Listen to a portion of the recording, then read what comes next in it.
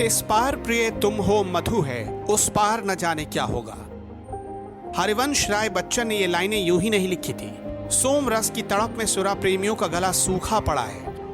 हसरतें लगातार उछाल मार रही थी और 42 दिनों के बाद जब ये सूखा टूटा तो मधुरस की तलाश में मधुशालाओं के बाहर श्रद्धालुओं की कतार कई कई किलोमीटर लंबी हो गई।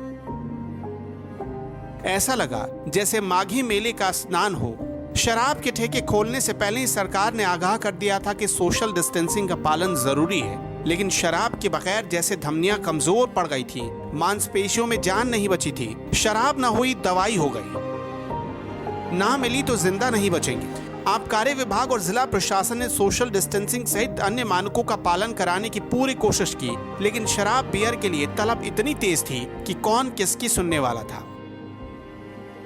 ऊपर से यह आशंका खाई जा रही थी कि कल से फिर ठेके पर ताला न लग जाए। जिंदगी रहे ना रहे, दुनिया रहे ना रहे, घर में अनाज का दाना रहे ना रहे, लेकिन शराब की कमी नहीं होने देनी चाहिए। एक अनुमान के मुताबिक सामान्य दिनों की तुलना में दोगुनी शराब एक दिन में बिक गई। सोमवार को सुबह 10 बजे से शाम 7 बजे तक खुली दुकानों का 80% स्टॉक एक ही दिन में खत्म हो गया। उत्तर प्रदेश के लोगों ने 300 करोड़ रुपए से ज्यादा की शराब खरीद डाली। आम दिनों में 13 लाख लीटर देसी, तकरीबन 6.5 लाख बोतल अंग्रेजी और 12.5 लाख केन की बिक्री होती रही है। ये बिक्री दोगुना से ज्यादा हुई। प्रति व्यक्ति एक बोतल खरीद का स्टैंडर्ड तय होने के बावजूद कई लोगों ने 10-10 बोतलें खरीदी।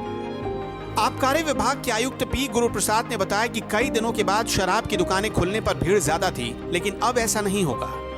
लॉकडाउन में शराब कम न पड़े, इसके लिए प्रशासन और अधिकारियों ने पूरा इंतजाम कर दिया है।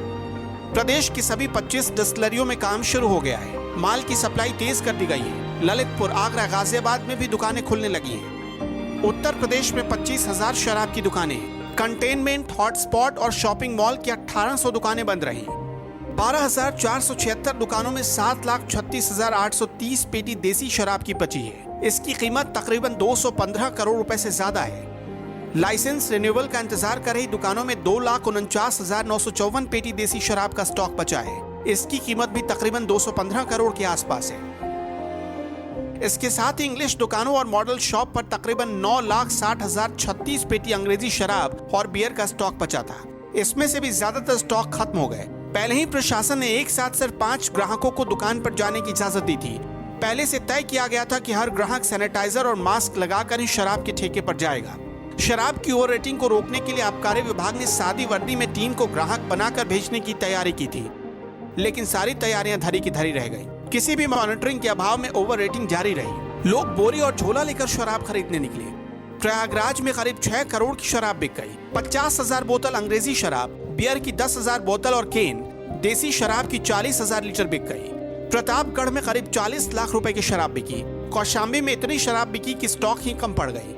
अलीगढ़ में सोशल डिस्टेंसिंग की खूब धज्जियां उड़ी और शराब बेचने के सारे रिकॉर्ड टूट गए।